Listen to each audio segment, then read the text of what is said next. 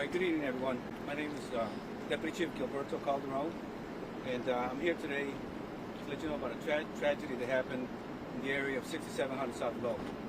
Earlier today at about 6:30 p.m., officers responded to a shot spot alert in the area of 600 West Marquette.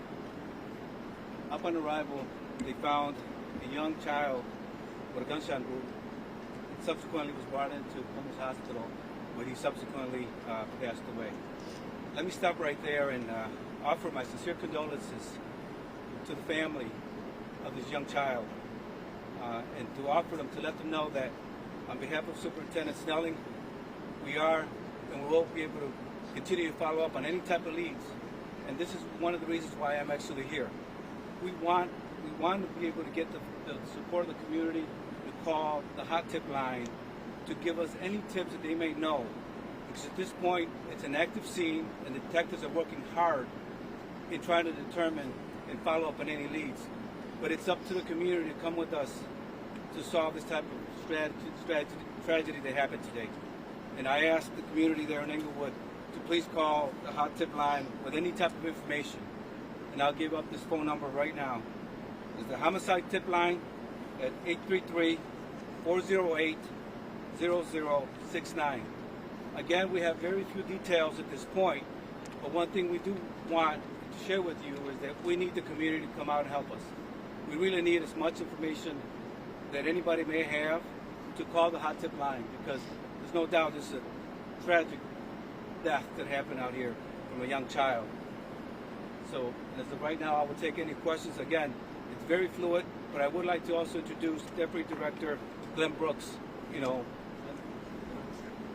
Good evening. Before we take any questions.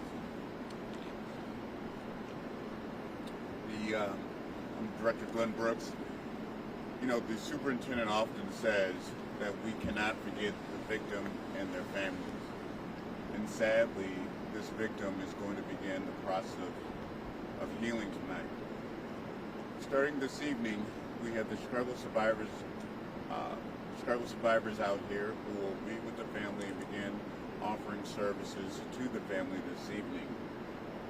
As the investigation continues, our family liaisons, that's the Chicago Police Department's family liaisons, will work with those families to provide information and updates throughout the investigative process.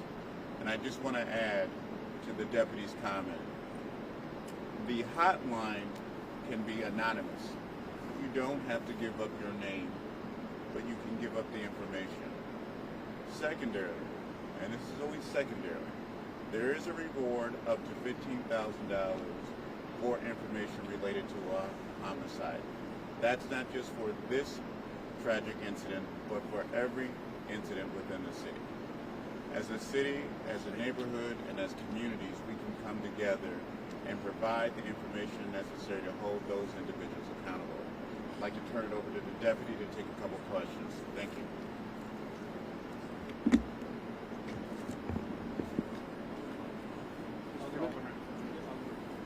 Well, first of all, good evening. William Paul, WILLIAMHALL. Tonight, what we witnessed, what we heard about, is simply a child that's dead. 12-year-old child that won't go to school tomorrow. 12-year-old child that doesn't have an opportunity. So tonight we got a lot of questions. We trust and believe. I just talked to our superintendent. Tonight they're looking at everything that you can imagine. And what he said to me, what I said to everybody in Chicago tonight, we should be outraged. All hands and hearts on deck.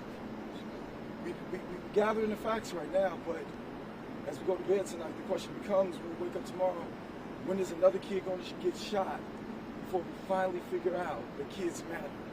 This is a city of big shoulders. How many children we putting on our shoulders? And so again, tonight, we find the facts.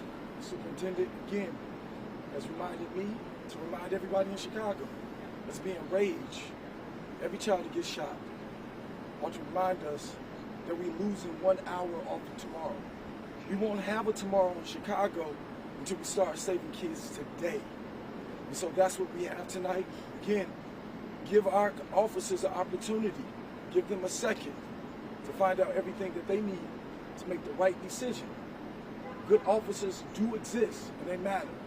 Our superintendent has set the tone for us to use every resource possible. And so on tonight, again, we mourn, we shed tears, but we need to stop thinking and praying. Thoughts and prayers are not good enough. Right now, what we need is more people involved. Parents, wherever your children are, grab them tonight. Remind them that they matter. Remind them that you love them.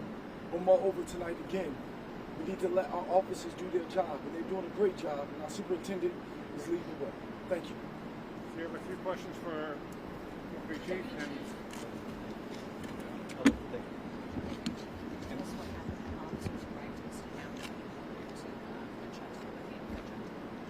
Well, they arrived to the scene and there was actually nobody there. This is, you know, as the gentleman just mentioned, you know, it's sad that we have young kids like this not given the opportunity to become great men in our city. And so there was very little details when they arrived. There was basically a child laying there. They had to see it. But as the Alderman just mentioned and Superintendent Snelling said, we will continue and we'll get to the bottom of it. There's no doubt about it. But let me just finish. But if I could just say this, as a community, we all have to help in trying to solve every possible way that people like this are just brazen, doing these type of tragedies, and you have results of young kids being killed. So yes. I was just gonna ask, so did this happen like outside his home? Was he near a car? It sounds like you're looking for a shooter, so we can rule out self-inflicted, but we're just being very basic with what y'all are telling us, so we're trying to see what we can. I am being very basic because it's preliminary, and it just happened about 6:30, and there was actually no witnesses at a given point in time. So, but to answer your question, the young child was found in the middle of the block, and not in front of his home that I know of at this point. So he was just, you know, the body was just found there on the street. any other last questions? 67th and Lower is the intersection in that area. All right. Thank you all for being here.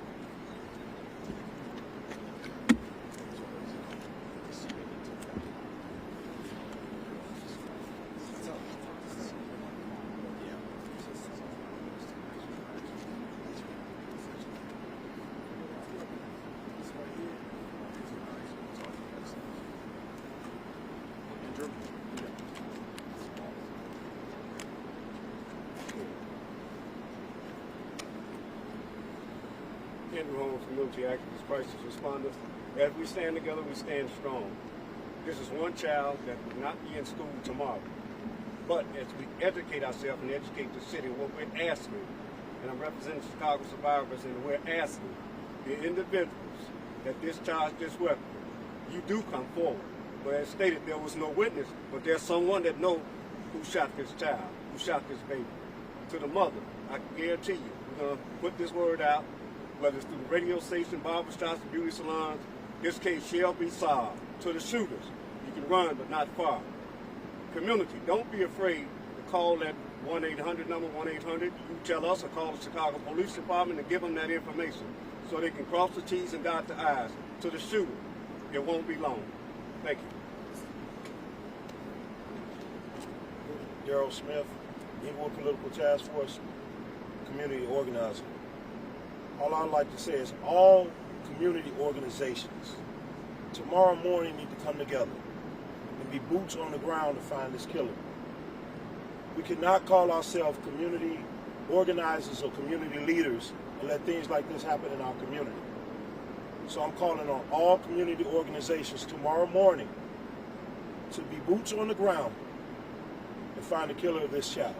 That's all I have to say.